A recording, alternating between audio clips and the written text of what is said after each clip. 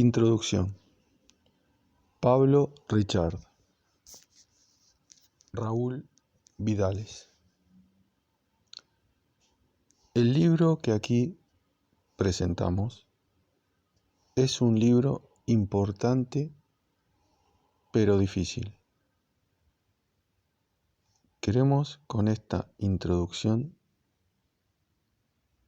ofrecer una visión de conjunto del libro, no para facilitar un resumen, sino para introducirlo en un debate amplio y fecundo. Creemos que este libro tendrá un efecto a largo plazo. No es un escrito coyuntural o de actualidad limitada. Es un libro con el cual tendremos que trabajar durante muchos años, no solo para comentarlo, discutirlo y, a lo mejor, superarlo. Muchos se preguntarán si este es un libro de teología o de economía política. Nosotros lo consideramos claramente un libro de teología, pero una teología que utiliza como racionalidad científica la economía. El autor del libro es doctor en economía que hace también teología.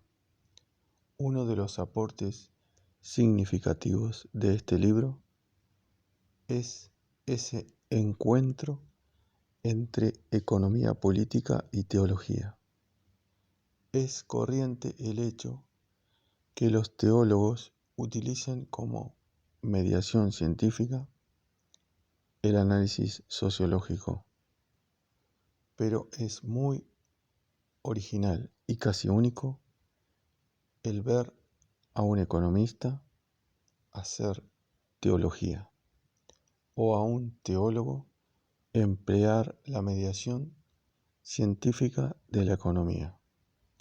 Este libro es un libro de teología, pero supone en el lector conocimientos de economía política. En parte, esta introducción quiere ofrecer esos conocimientos previos que normalmente en aquellos que se interesan, que leen o que hacen teología, no son conocimientos usuales. En un encuentro de teología, un teólogo explicó así su método. Cuando hago teología, me surgen sospechas que solo puedo verificar recurriendo a la sociología. Este libro emplea, en cierto sentido, el método inverso.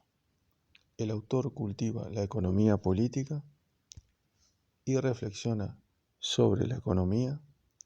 Le surgen sospechas que solo puede verificar recurriendo a la teología. Este libro plantea y resuelve cuestiones teológicas a partir del análisis económico. Siendo así un libro de teología, será también un libro de gran interés para los economistas. El libro busca explícitamente el diálogo con los economistas. Mucho se ha dicho que la teología de la liberación es acto segundo, el conocimiento de fe, vivido y reflexionado al interior de la práctica de liberación, sería la teología acto primero. La teología de la liberación, siendo también parte de esa práctica, representa una dimensión teórica relativamente autónoma con un peso propio y una actividad específica. Cuando la teología entra en diálogo con otras ciencias y adquiere una mayor especialización y rigor teórico, entonces podríamos hablar de una teología acto tercero. Esto no significa mayor lejanía de la práctica política de liberación, pero su inserción en ella es más orgánica que inmediata. Es una teología que procede siempre a partir de la práctica y que responde no a una pura inquietud intelectual, sino a las exigencias de esa práctica.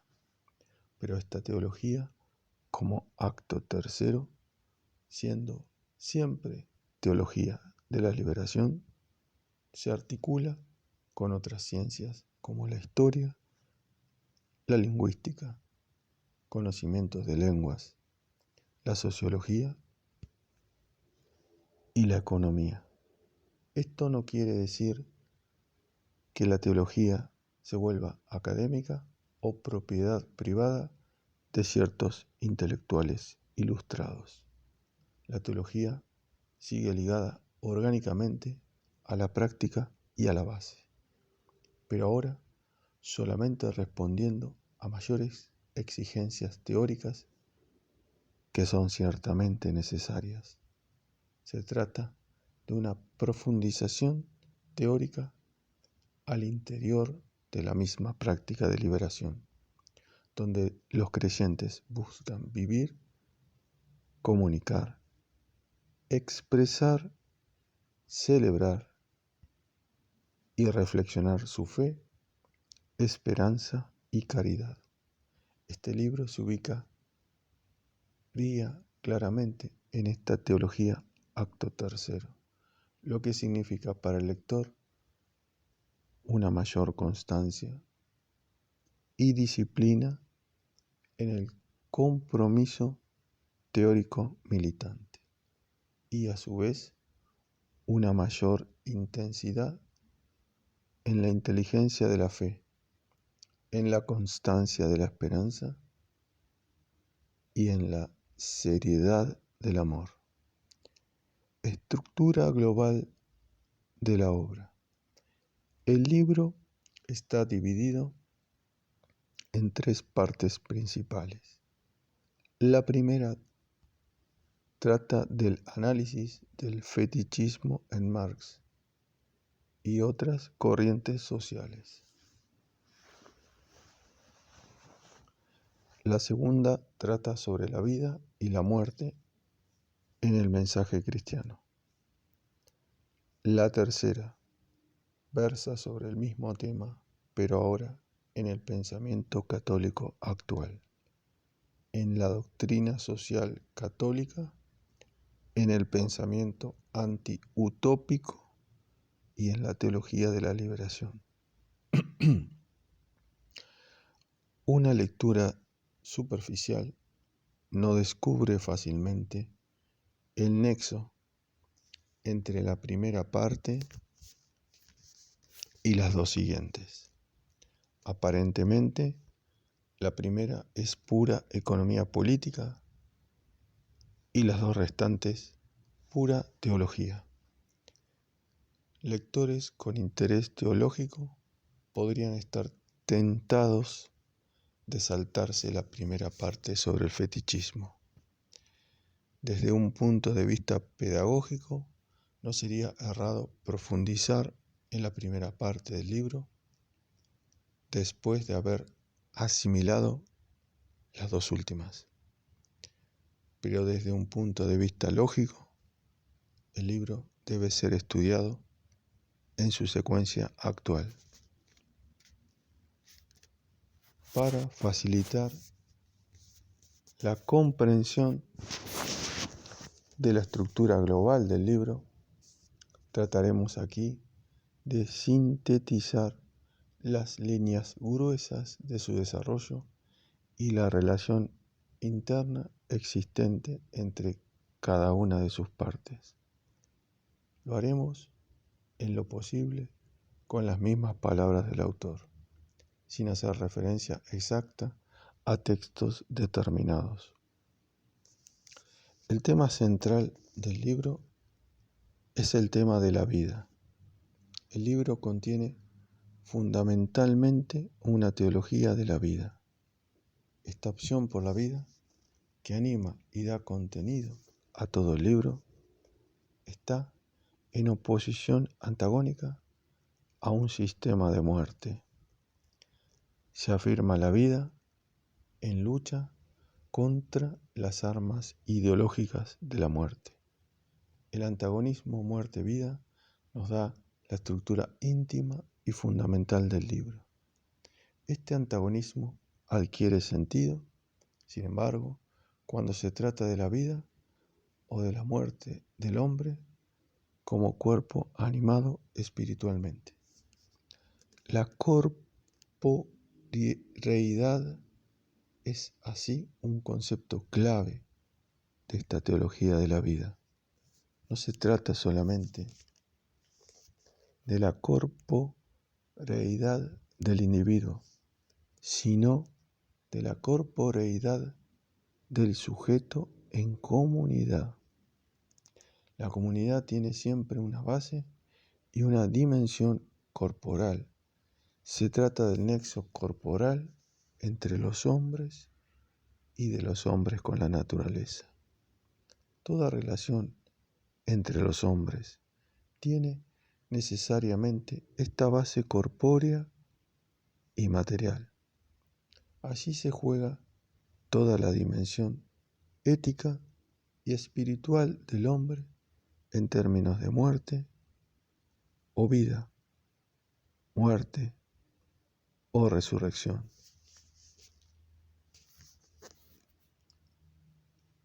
La primera parte del libro, que es la más difícil, pero que nos da la estructura de todo el resto, contiene el análisis del fetichismo.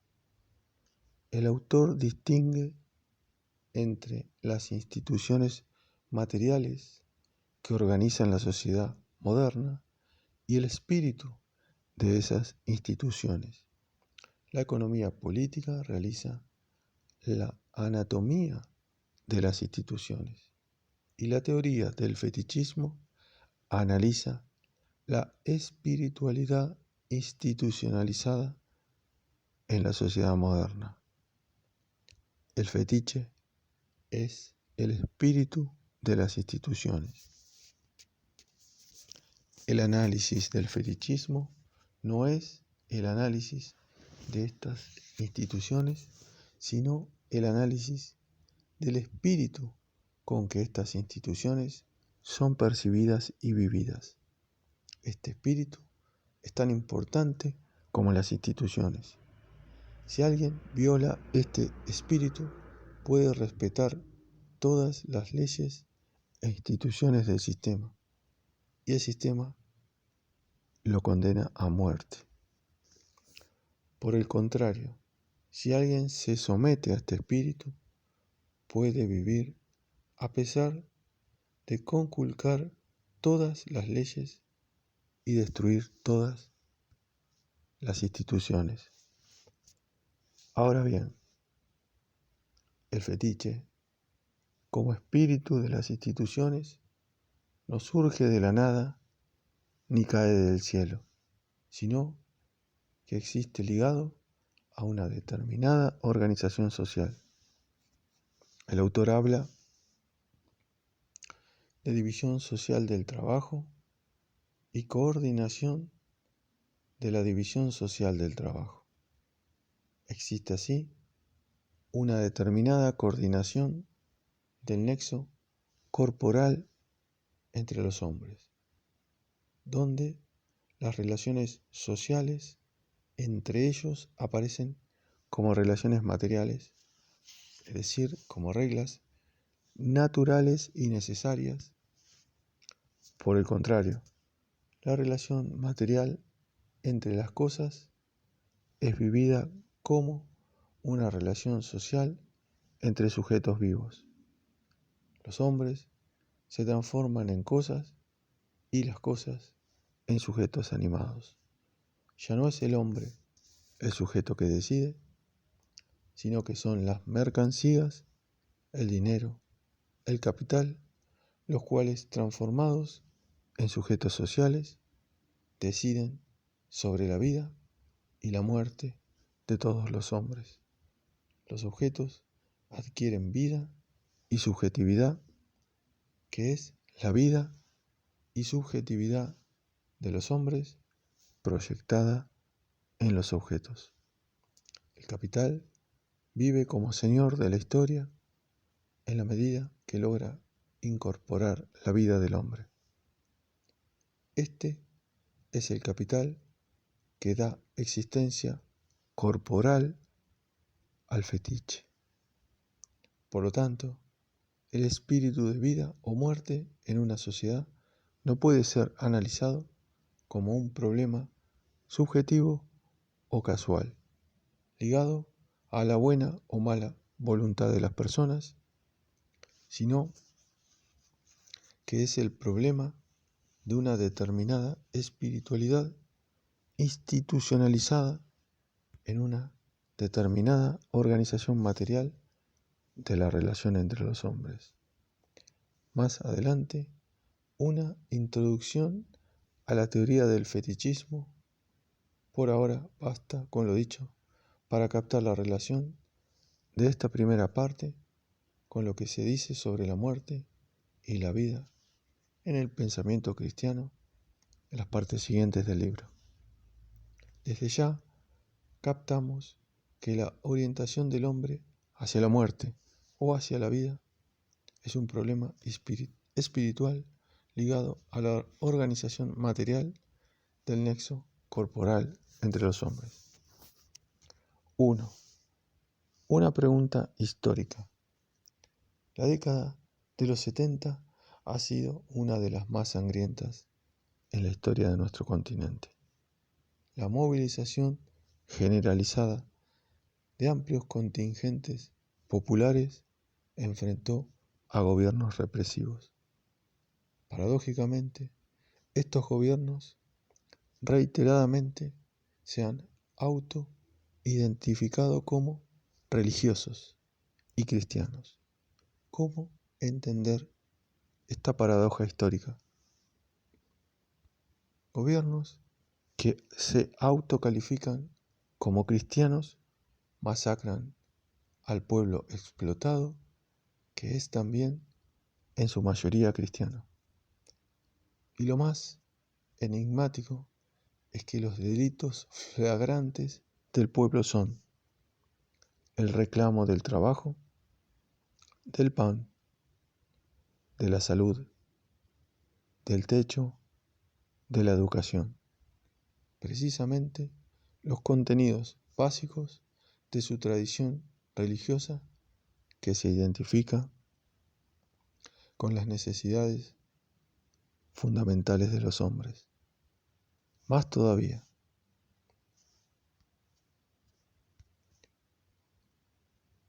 en este periodo, el sistema capitalista, exhibido por los dirigentes norteamericanos, apareció como nunca, manifestando una cara religiosa. Se trataba de una burda manipulación de la religión o de una bien organizada y planificada utilización de los elementos religiosos en beneficio de los intereses del sistema. Sin negar totalmente estas posibilidades, tuvimos que reconocer que la respuesta a este interrogante, surgido desde los procesos históricos, se movía en terrenos mucho más complejos y profundos. La sospecha fue que si el sistema capitalista puede aparecer envuelto en un aroma religioso, es justamente por su capacidad de producir y reproducir no solo plusvalía y clases sociales, sino también su propio universo simbólico, su propia espiritualidad, su propia religión. Esta religión, y no otra, es la que pasa a ser la religión de los estados, la religión oficial, con sus propios misterios y virtudes, con su propia ética, premios y castigos. Pero esto no aparece a una mirada ingenua. Se precisa un trabajo de desenmascaramiento, paciente pero fascinante. Esto es justamente lo que hace la teoría del fetichismo de la economía política. A la teoría del fetichismo le importa que el análisis de las instituciones no sea parcial, como la escuela, la empresa, etc., sino total, como la división social del trabajo, el sistema de propiedad, pero no en cuanto a sus elementos visibles, sino en cuanto son totalidades que se expresan en conceptos globales y como tales son invisibles. Con todo, el hombre las percibe como existentes porque tiene vivencia de ellas y las ve, pero las ve precisamente como fetiches. Este fenómeno dependerá en cada caso y para cada hombre de múltiples condicionamientos, pero hay un condicionamiento absolutamente obligatorio para todos: la división social del trabajo, independientemente de las voluntades humanas. Se trata aquí de un condicionamiento que decide sobre la vida y la muerte de los hombres que se encuentran interrelacionados. Esta interrelación significa necesidad mutua y no solo simple distribución de las actividades. Saber si el hombre puede vivir o no en el conjunto de las instituciones es cuestión que decide la división social del trabajo. De aquí la referencia obligada a la división social del trabajo cuando se trata el análisis global de las instituciones. Por tanto, este análisis interesa e importa en tanto y en cuanto las instituciones inciden en la vida o muerte de los hombres y en el libre ejercicio de su libertad. De aquí que la teoría del fetichismo parta justamente del análisis de la división social del trabajo y los criterios de la coordinación de las múltiples actividades humanas necesarias para producir lo necesario para la supervivencia de todos. Por tanto, el interés directo de la teoría del fetichismo es responder a la pregunta: ¿cómo está organizada y coordinada la división social del trabajo y cómo se juegan dentro de esta organización y coordinación las instituciones? Responder esta cuestión es saber sobre las posibilidades de vida o muerte de los hombres y por tanto sobre el libre ejercicio de su libertad. Sin embargo, a la teoría del fetichismo no le interesa el análisis de cualquier sistema de división social del trabajo, sino precisamente aquella que tiende a ocultar, a hacer invisible el efecto de la división del trabajo sobre la vida o muerte de los hombres, a saber, la forma de relaciones mercantiles. En efecto, son las relaciones mercantiles las que hacen aparecer como si fueran dos cosas totalmente independientes e inconexas. De un lado, las relaciones entre los hombres y de otro, los efectos de la división del trabajo sobre su vida. Más aún, a diferencia de otras instituciones, en el caso de las relaciones mercantiles se da una invisibilidad específica, la de sus resultados sobre la vida de los hombres. La teoría del fetichismo desenmascara, descubre, destapa esta invisibilidad y la hace visible, consciente, evidente.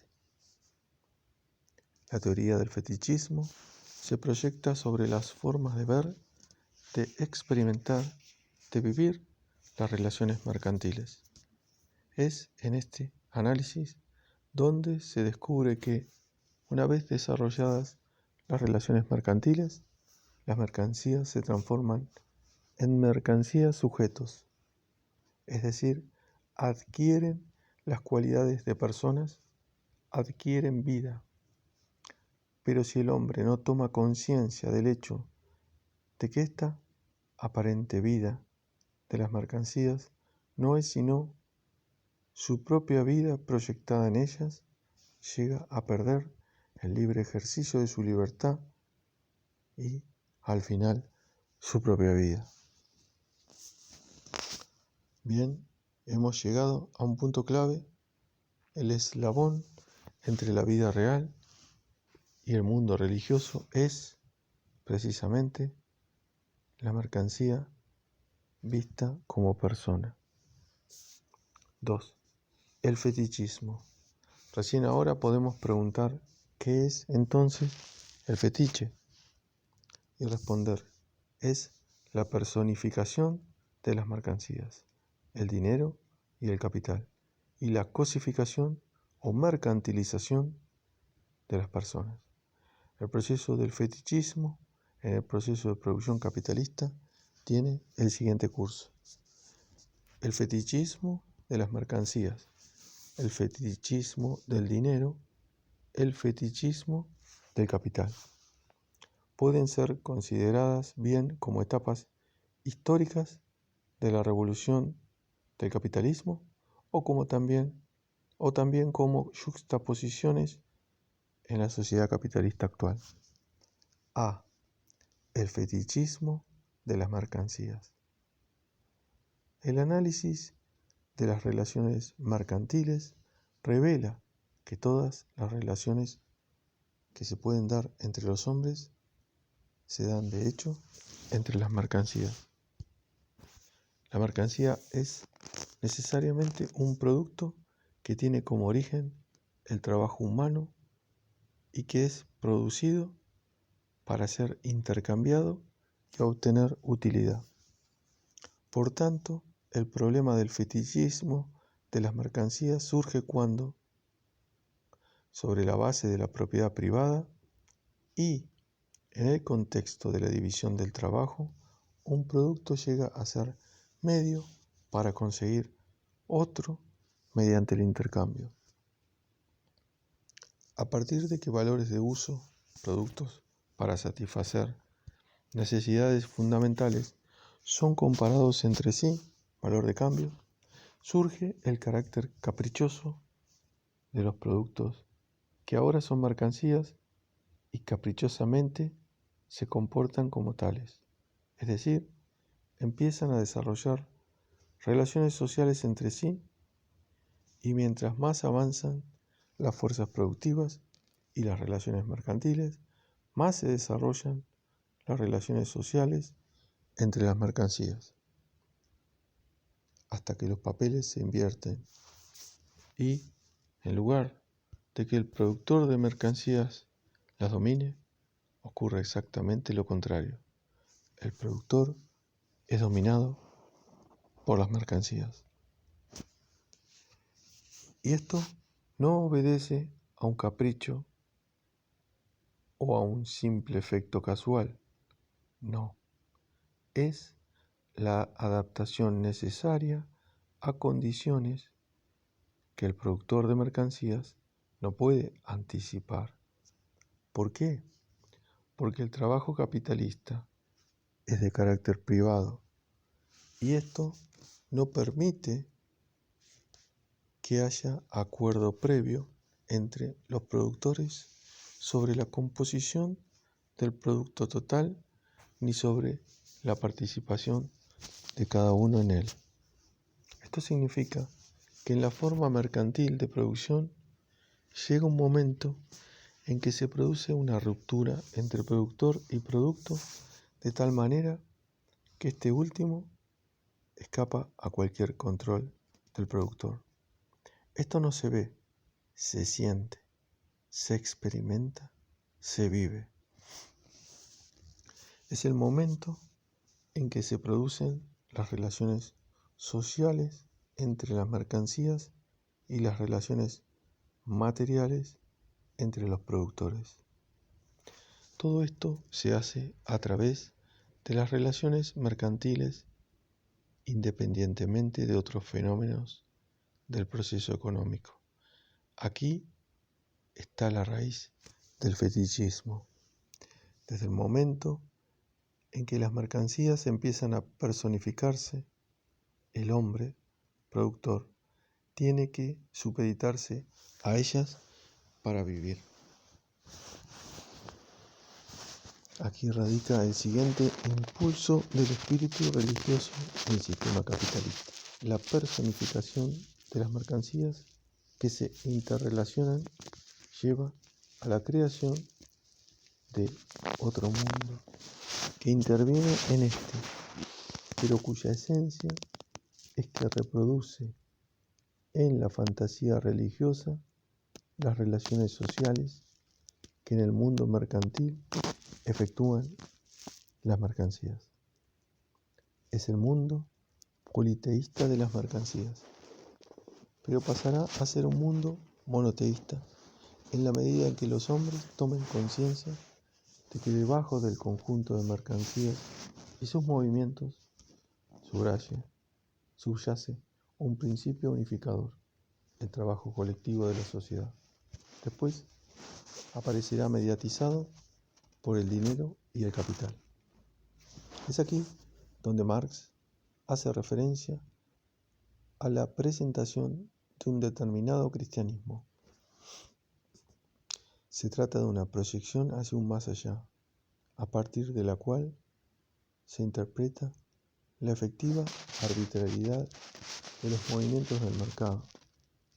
El mercado se convierte en un ámbito sacrosanto, pero a partir de este momento las imágenes religiosas tienen como esencia la negación del hombre y de su posibilidad de subsistir. La religión viene a ser una forma de la conciencia social que corresponde a una situación en la cual los hombres han delegado la decisión sobre su vida o muerte a un mecanismo mercantil de cuyos resultados ya no se hacen responsables.